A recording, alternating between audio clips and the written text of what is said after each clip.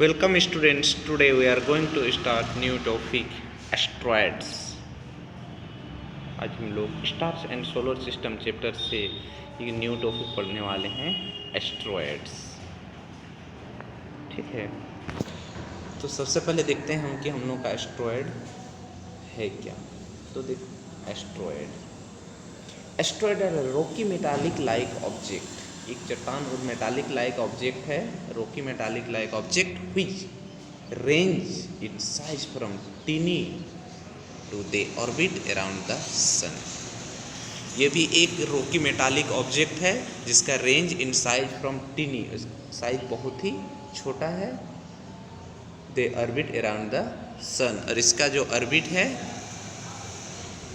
कक्ष है, वो है सूर्य के चारों ओर, जैसे प्लैनेट्स का है उसी प्रकार इसका भी है। तो asteroid are rocky metallic like object which range in size from tiny, इसका साइज बहुत ही छोटा है, to they orbit around the sun, और इसका जो ऑर्बिट है वो सन के चारों ओर, but they are too small to be considered planet, लेकिन यह बहुत ही छोटे हैं, वो प्लैनेट जैसे ही हम करते हैं। तो इस तरह से देखो, ये हम लोगों का एस्ट्रॉयड का डेफिनेशन। तो asteroid are rocky metallic like object which range in size from tiny to they orbit around the sun. यहाँ तक भी हम लोग लिख सकते हैं दिस इज कॉल्ड एस्ट्रॉयड, नहीं तो आगे फिर बढ़ा दोगे, but they are too small to be considered planet, this is called asteroid. या तो इसको और एक तरह से लिख सकते हैं, a rocky metallic like object which range in size from tiny to they orbit the sun but they are too small to become considered planets, this is called asteroid। ठीक है, जो और इसका जो प्लेस है, स्थान है, ठीक है, ये दोनों दो प्लैनेट्स यानी मार्स और जुपिटर के बीच पाए जाते हैं। ठीक है, हमेशा याद रखोगे कि पूरा सोलर सिस्टम में एस्ट्रॉयड नहीं पाए जाते हैं, इसी को हम लोग क्षुद्र ग्रह भी कहते हैं, जो छोटे ग्रह जो बाकी ग्रहों से बहुत ही छोटे स्मॉल साइज के हैं, जिसको हम लोग खुली आँख से यानी नेकेड आई से हम लोग इसको नहीं देख सकते हैं। इसको देखने के लिए हमने हमेशा क्या करते हैं, उसी का यूज करते हैं, टेलीस्कोप का। ठीक है, किसका यूज करते हैं, टेलीस्कोप का। तो यहाँ देखो, इसको हम लोग एक तरह से तो उससे भी डिफाइन कर सकते हैं, वो कर भी दिए। दूसरा देखो, a very large gap in between the orbits, दो ऑर्बिट्स के बीच में जो बहुत ज़्यादा गैप, किसके किसके बीच में, मार्स एंड जुपिटर। ये देखो Mars and Jupiter, which is occupied by a large number of small celestial object, this is called asteroid. ये भी एस्ट्रॉयड का डेफिनेशन होता है। ठीक है, a very large gap between the orbits of Mars and Jupiter which is occupied by a large number of small celestial bodies, this is called asteroid। ये भी asteroid का डेफिनेशन है। इससे पहले जो हम लोग लिखिए, कोई भी एस्ट्रॉयड से रिलेटेड जो भी प्रॉपर्टीज रहता है, उसका कोई भी प्रॉपर्टीज लेके हम लोग उसको बेसिकली डिफाइन कर सकते हैं। Asteroid are rocky metallic like object which range in size from tiny to the orbit around the sun, this is called asteroid. वो भी है।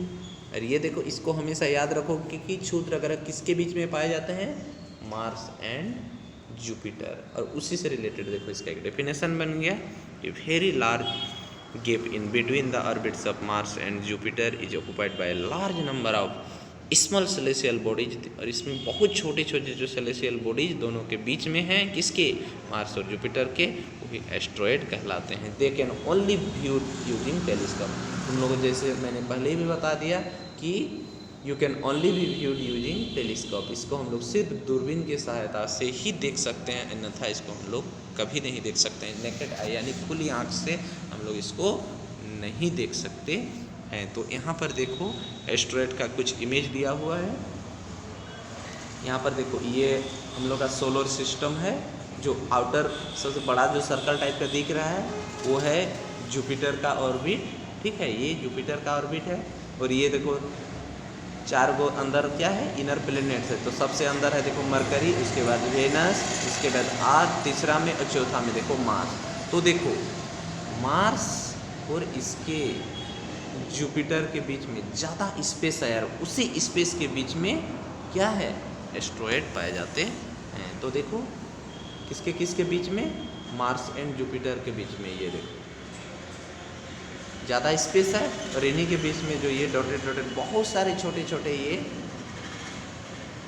इस तरह से इस गैप में क्या पाए जाते हैं, ये सभी एस्ट्रॉयड पाए जाते हैं। तो ये देखो हम एस्ट्रॉयड भी तुम लोगों को बना दिए, बन गया। तो इसी तरह से तुम लोग एस्ट्रॉयड का भी इमेज बना लेना है, ठीक है।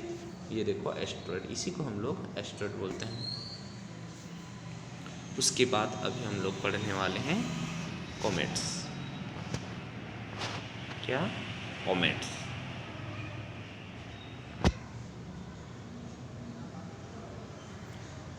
तो अभी कॉमेट्स पढ़ेंगे। Comets are celestial object. हम जानते हैं सोलर सिस्टम में जितने भी ऑब्जेक्ट्स पाए जाते हैं वो सभी सेलेसियल ऑब्जेक्ट या सेलेसियल बॉडीज कहे जाते हैं, या तो उसको हम लोग हेवनली बॉडीज भी बोलते हैं। तो comets are celestial object which revolve around the sun. तो comets are celestial object which revolve around the sun in elliptical orbit with a very large period of revolution. This is called comets. So comets are celestial objects which revolve around the sun in elliptical orbit with a very large period of revolution. This is called comets. यही है comets का definition, ठीक है। एक comets appear a bright head. Comets में देखो उसका head क्या है, ब्राइट है, ज़्यादा चमकीला, विथ ए लॉन्ग टेल, और उसमें लंबे पूंछ होते हैं इस तरह से, ठीक है, इस तरह से लंबे पूंछ होते हैं। A comets appear is bright head with a long tail whose direction is always opposite to that of the sun. और इसका डायरेक्शन क्या होता है, सन के ऑपोजिट होता है। ये भी इम्पोर्टेंट है।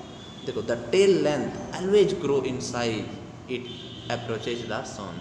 तो ये जो टेल का लेंथ इसका ऑलवेज बढ़ते रहता है in size it approach the sun के कारण। कॉमेट्स अपीयर पीरियडिकली, और ये कॉमेट्स एक पीरियडिकली कभी कभी दिखाई देते हैं, एक पीरियड के अंतराल ही दिखाई देते हैं। ऐसा नहीं कि कॉमेट्स डेली हम लोगों को दिखाई देते हैं, ठीक है। एक कॉमेट्स बहुत ही इंपॉर्टेंट है, तुम लोग नाम सुने भी होंगे, नहीं भी सुने होंगे तो कोई बात नहीं। आज यहाँ पर देखो एक कॉमेट्स का नाम है Halley comets, appear once in 76 year, the last beginning 86। तो एक कॉमेट्स जो सोलर सिस्टम में पाए जाते हैं जिसका नाम है हेली, ठीक है, हेली कॉमेट्स, जो प्रत्येक 76 साल में एक बार, प्रत्येक 76 ईयर में एक बार दिखाई देते हैं। तो देखो पिछली बार 1986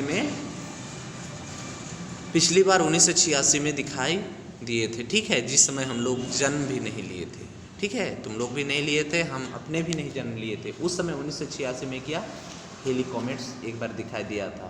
और यहाँ पर है कि Halley comets appear once in 76 year, the last beginning 1986। तो 1986 में जो पिछली बार दिखाई दिया था और अगला 76 साल बाद दिखाई देगा। यानी सिंपल सी बात है, 1986 में 76 को ऐड करो, अगला कब दिखाई देगा हमें पता चल जाएगा, ठीक है। तो देखो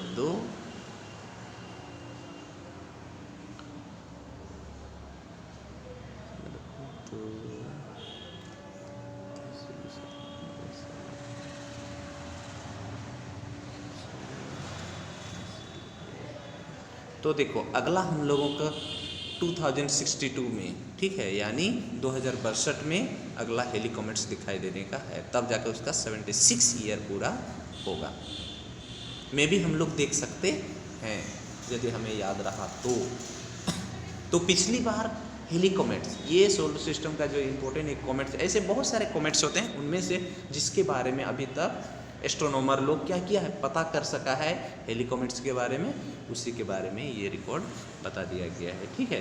तो पिछली बार जो 1986 में दिखाई दिया था, और अगला कब दिखाई देने वाले हैं हेली कॉमेट्स, 2062 को, ठीक है, यानी 2062 को, 2062 को अगली हेली कॉमेट्स दिखाई देने वाले हैं। तो प्रत्येक 76 साल में एक बार हेली कॉमेट्स दिखाई देते हैं। ये हेली कॉमेट्स का है, बाकी अलग अलग कॉमेट्स का अलग अलग पीरियड ऑफ ड्यूरेशन है, बट उसके बारे में अभी तक जितने भी हम लोगों का खगोल शास्त्री लोग हैं, एस्ट्रोनॉमर लोग हैं, उसके बारे में अभी तक कोई विशेष जानकारी नहीं प्राप्त कर सके हैं। बस उसका खोज चल ही रहा है। जिसके बारे में जानते हैं तो ये हेली कॉमेट्स पूछेगा कि कोई भी कॉमेट्स का नाम लिखने पूछेगा तो तुम लोग लिख दोगे हेली कॉमेट्स, और पूछेगा ये भी कितने साल बाद ये दिखाई देते हैं, तो लिखोगे 76 ईयर बाद, प्रत्येक 76 ईयर बाद एक बार ये हेली कॉमेट्स दिखाई देते हैं।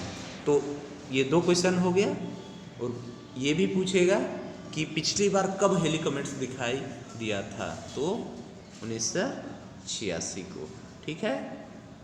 फिर ये भी पूछेगी अगली बार कब दिखाई देने वाला है, तो 2062, याद रखोगे।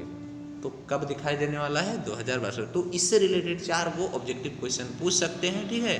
तो इसीलिए तुम लोग इसको याद रखोगे। क्या नाम है कॉमेट्स का, फिर कितने सालों के बाद एक बार दिखाई देता है, पिछली बार कब दिखाई दिया था, और अगली बार कब दिखाई देने वाला है, ठीक है, यानी कब दिखाई देगा।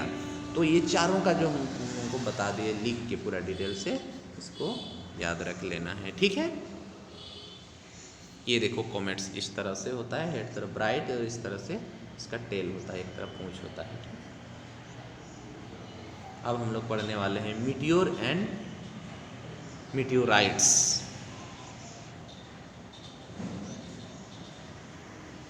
ये meteor are commonly called shooting star. तो जितने भी मीटियोर होते हैं उसको हम लोग शूटिंग स्टार भी कहते हैं, because they appear like bright streak of light falling from the sky. तो तुम लोग गर्मी के दिनों में कभी कभी हम लोग देखते हैं बादल आकाश की ओर, तो तारे की ओर देखते हैं, तो देखते हैं कि बहुत जोर से कोई तारे यानी कोई लाइट ऊपर से नीचे की ओर आता हुआ दिखाई देता है। कुछ दूर आने के बाद वो क्या होता है, अचानक लाइट गायब हो जाता है। तो वो सभी क्या होते हैं, मीटियोर्स होते हैं। तो meteors are commonly called shooting star, इसीलिए उसको हम लोग शूटिंग स्टार भी कहते हैं, बिकॉज क्योंकि they appear like bright streak of light falling from the sky, और वो स्काई से नीचे की ओर बहुत चमकते हुए निकलते हैं। तो जैसे जैसे पूरा ब्राइट दिखते दिखते दिखते एक समय ऐसा आ जाए कि वो पूरा आग खत्म हो जाते हैं। कभी बहुत ऊपर दिखाई देता है, तो कभी ज़मीन के आसपास दिखाई देता है, कभी बीचों बीच दिखाई देता है, इस तरह से अलग अलग दिखाई देते हैं। लेकिन अभी तक सभी ऐसे जितने भी मीटियोर्स हैं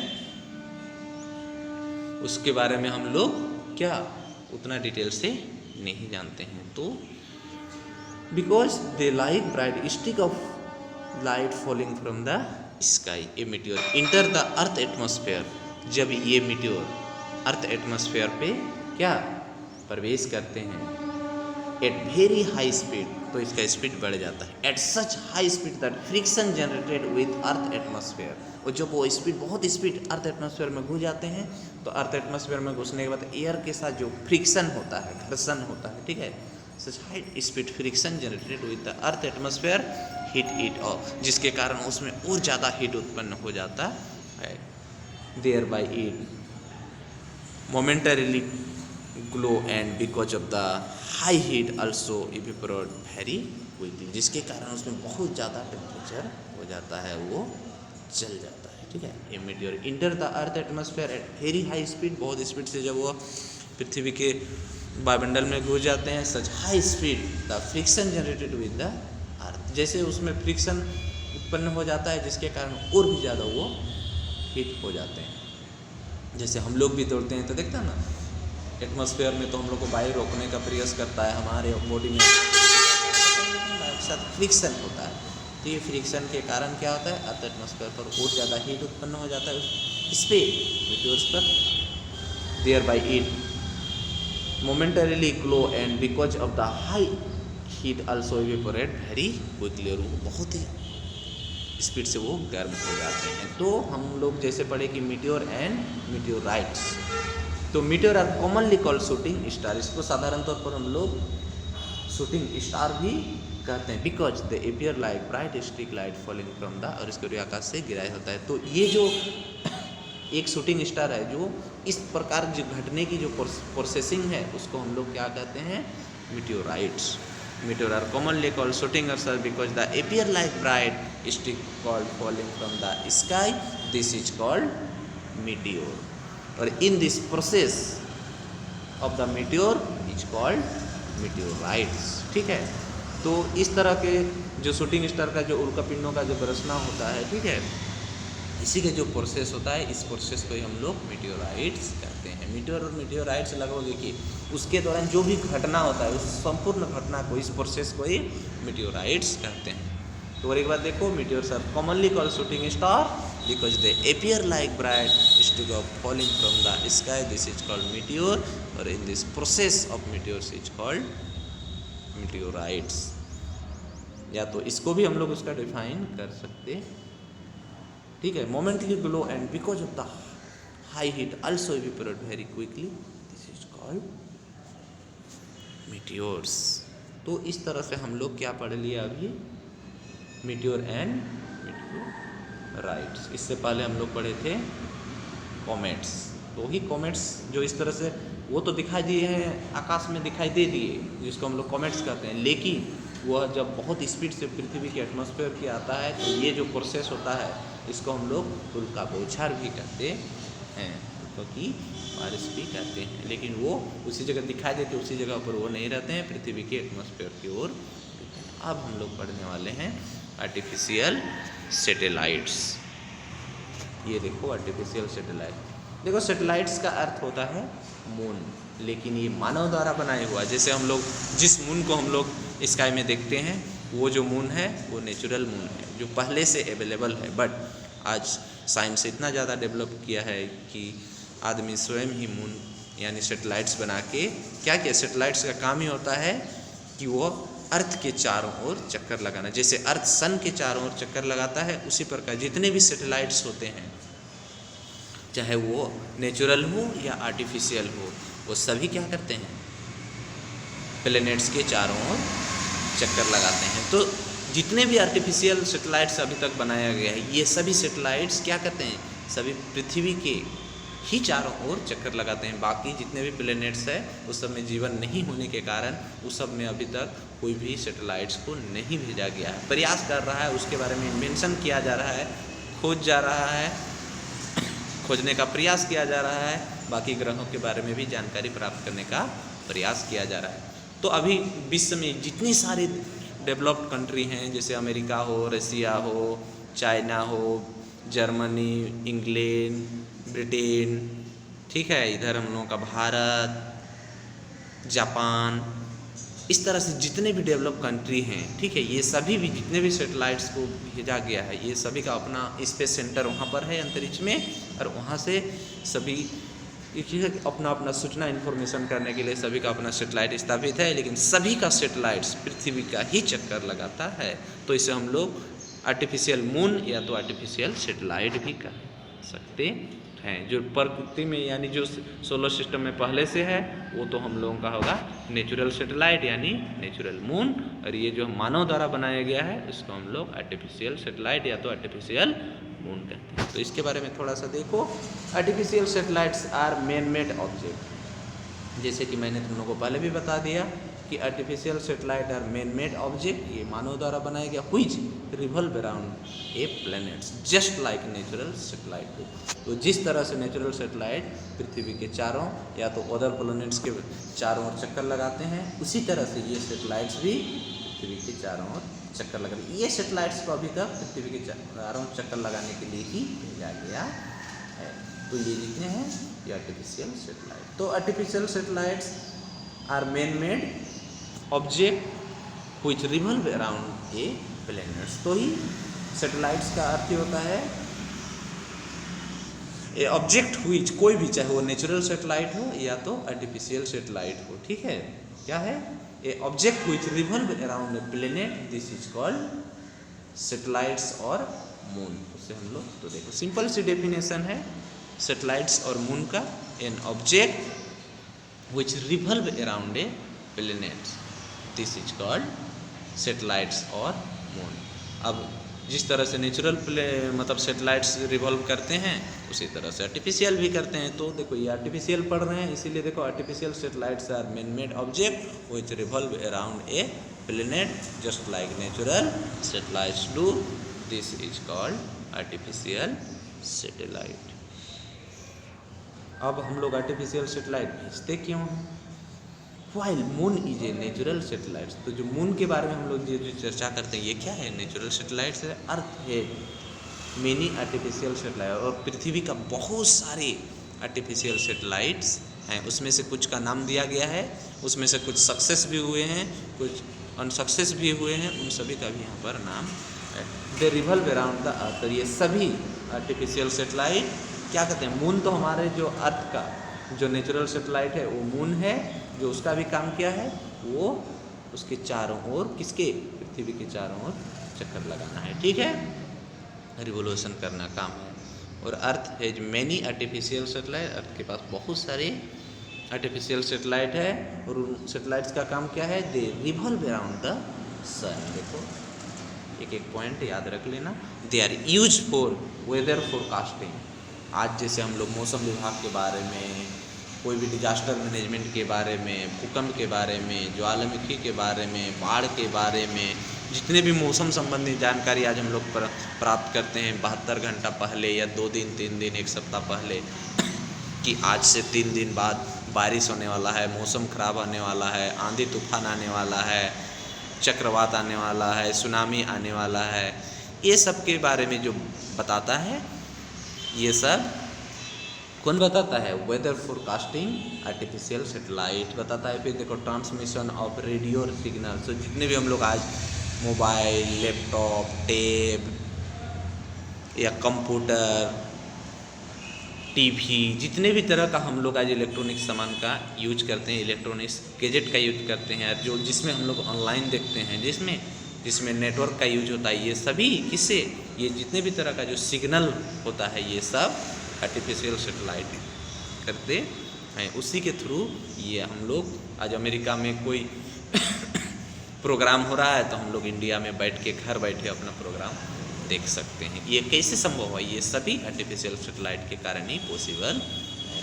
कोई भी दुनिया का कोई भी घटना हो, कोई भी अच्छा काम हो, कोई भी बुरा काम हो, ये सभी चीज़ हम लोग तुरंत ही हम लोग का मोबाइल पे आ जाता है, हम लोग का लैपटॉप पे आ जाता है, हम लोग का कंप्यूटर पे आ जाता है, टैब पे आ जाता है, इस तरह से जितना पेड पे आ जाता है, जितने भी तरह का इलेक्ट्रॉनिक गैजेट्स का आज हम लोग यूज करते हैं वो सभी में जैसे कहीं ना कहीं ट्रांसमिशन सिग्नल का प्रयोग होता है, जिसके थ्रू कहाँ से होता है? वो सभी क्या करते हैं?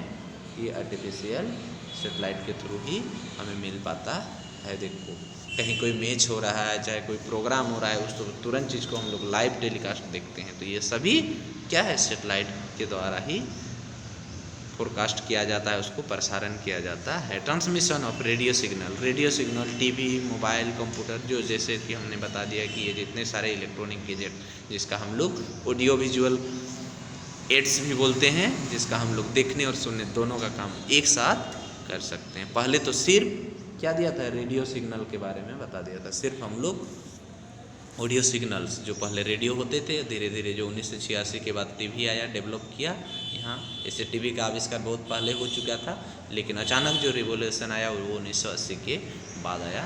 किसमें? टीवीओ में रिवोल्यूशन आया, ठीक है। तो देखो भारत का जो पहला सैटेलाइट्स था, Aryabhata was the first Indian satellite launch in 1975। तो एक आर्यभट्ट एक सैटेलाइट का नाम है जो इंडियन सैटेलाइट, जिसको पहली बार ये भारत के द्वारा लॉन्च किया गया था, जिसका नाम है आर्यभट्ट। और कब? 1975 ईस्वी को, यानी 1975 ईस्वी को आर्यभट्ट नामक सैटेलाइट को पहली बार इंडिया ने लॉन्च किया। आर्यभट्ट कौन है?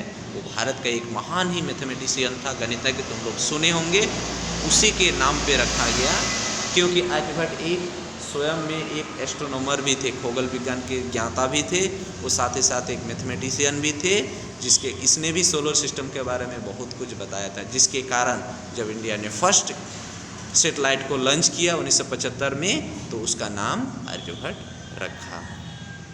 अब देखो कुछ सैटेलाइट्स का नेम यहाँ पर दिए हुए हैं। Some other satellites by India are Bhaskara. ये भास्करा भी भारत के बहुत ही महान गणितज्ञ थे, उसी के नाम पर ये भी एक खगोलविद थे। तो पहला जो गणितज्ञ हम लोग जिसमें हम लोग जैसे कहते हैं कि जीरो का इन्वेंशन कौन किया था, तो जीरो का इन्वेंशन इंडिया वाला मानता है कि भारत किया था। इससे पहले ब्रह्मगुप्त किया था, और बहुत सारे विदेशी भी अपने दावा करता है कि हमने जीरो का इन्वेंशन किया। लेकिन जब आर्यभट्ट ने जीरो का खोज किया, उसके बाद ही पूरे नंबर सिस्टम को आगे बढ़ाया जा सका। तो हम सब मानते हैं कि आर्यभट्ट जो मैथमेटिशियन था जिसने जीरो का इन्वेंशन भी किया था, और वो एस्ट्रोनॉमर भी था जिसमें खगोल विज्ञान के बारे में बहुत सारे सोलर सिस्टम के बारे में विशेष जानकारी दिए थे। जब स्पेशली फॉर आर्यभट्ट नामक एक बुक मिलता है, उसको पढ़ोगे तो इसके डिटेल्स के बारे में तुम लोग जानकारी प्राप्त कर लोगे। ठीक है, तो Aryabhata was the first Indian satellite launch in 1975। तो 1975 में हम लोगों का पहला जो सैटेलाइट लॉन्च किया गया, वो उसका नाम क्या है, आर्यभट्ट, याद रखोगे। ठीक है, और ईस्वी और नाम दोनों याद रखोगे। इंडिया का ये फर्स्ट है, ठीक है, फर्स्ट सैटेलाइट्स। उसके बाद इसके अलावा भी देखो अदर सैटेलाइट्स इंडिया, भास्करा जिसको 1979, रोहिणी 1980, उसके बाद देखो इनसेट 4C 2006, उसके बाद चंद्रयान 2008। इस तरह से कुछ ये जो जितने भी हम लोग देखे ना, ये सब इंडिया का सक्सेस सैटेलाइट है। और बहुत सारे सैटेलाइट्स इंडिया का अनसक्सेस भी हुआ है, जिसका नाम यहाँ पर नहीं दिया गया है। सभी का काम अलग अलग है, ठीक है। किसी का मौसम संबंधी, किसी का वायुमंडल संबंधी, किसी का बारिश से संबंधी, ऐसे कुछ किसी का radio signal, audio visual signal, ये सब अलग अलग के लिए सबका अपना है। तो कब देखो, Aryabhata was the first Indian satellite 1975। इसके अलावा बहुत सारे सैटेलाइट्स कौन कौन है, भास्करा जो 1979 को लॉन्च किया गया था, उसके बाद फिर रोहिणी 1980 को। उसके बाद हम लोगों का देश में भी क्या हुआ, साइंस में रिवोल्यूशन आया, एक क्रांति आई। 1980 देखो, 1979, उसके बाद 80, उसके बाद देखो इनसेट 4C एक सैटेलाइट का नाम है जो 2006 में छोड़ा गया था। उसके बाद 2008 में देखो चंद्रयान, तुम लोग सुने होंगे ये इतने सारे सैटेलाइट्स, ठीक है। ये सभी सक्सेस सैटेलाइट, तो अनसक्सेस सबका यहाँ पर नाम नहीं दिया हुआ है। अभी भी बहुत सारे सैटेलाइट को लॉन्च करने के बारे में भारतीय साइंटिस्ट भी लगे हुए हैं, तथा विदेशों में जो विदेशी साइंटिस्ट है, और हम लोगों का जो यहाँ पर जो हम लोगों का जो साइंस एवं टेक्नोलॉजी का जो हेडक्वार्टर है भारत का, वो है बेंगलोर में है। तुम लोग सुने होंगे इसरो का नाम, ठीक है, ISRO, Indian satellite research organisation, ISRO, ठीक है, बस बेंगलोर में है। और इसका लॉन्च किसी और जगह से किया जाता है, जैसे यहाँ पर आंध्र प्रदेश के श्रीहरिकोटा से भी, और इधर उड़ीसा के पारादीप से भी अलग अलग सैटेलाइट का अलग अलग लॉन्चिंग जगह होता है। ये सैटेलाइट्स को अलग अलग देखो, बेंगलोर में उसका पूरा खाका तैयार किया जाता है, सब कुछ बनाया जाता है। इसरो का जो हेडक्वार्टर है इंडियन स्पेस रिसर्च ऑर्गेनाइजेशन, ये जो इसका हेडक्वार्टर बेंगलोर में है, ठीक है। तो वहाँ पर बनाए जाते हैं, उसके बाद इसको लॉन्च करने के लिए आंध्र प्रदेश लाया जाता है।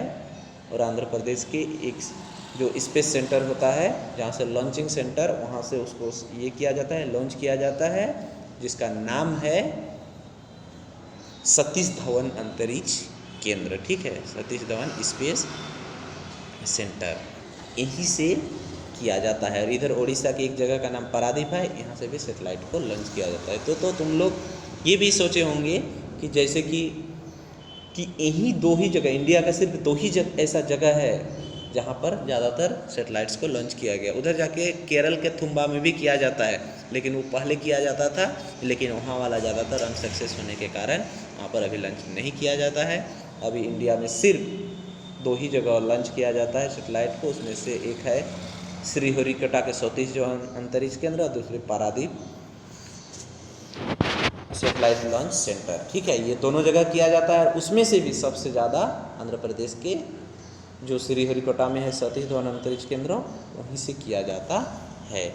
तो इसी दोनों जगह से किए जाने के पीछे एक रीज़न है। तुम लोग जानते हो कि कोई भी हम लोग ऑब्जेक्ट को अर्थ पे मतलब छोड़ देते हैं एयर से, तो वो पृथ्वी की ओर गिरता है। तो ये क्यों होता है, ये सभी ग्रेविटेशनल फोर्स के कारण होता है। तो ये दोनों जगह पर इंडिया में श्रीहरिकोटा और पारादीप दोनों जगहों पर क्या होता है, ग्रेविटेशनल फोर्स कम होने के कारण यहाँ से सैटेलाइट को लॉन्च किया जाता है। बाकी जगहों से अपेक्षाकृत कम होने के कारण यही दोनों जगहों को विशेषकर सैटेलाइट लॉन्च के लिए चुना जाता है, क्योंकि भेजना उसको स्पेस रहता है और उसको ग्रेविटेशनल फोर्स के अगेंस्ट में क्या करना है, सैटेलाइट को भेजना पड़ता है, जिसके कारण जहाँ कम ग्रेविटेशनल फोर्स लगता है उसी जगह से छोड़ा जाता है। इसको मार्किंग किया गया है और प्राय यही दोनों जगह से क्या सैटेलाइट को लॉन्च किया जाता है। तो आज हम लोग आर्टिफिशियल सैटेलाइट,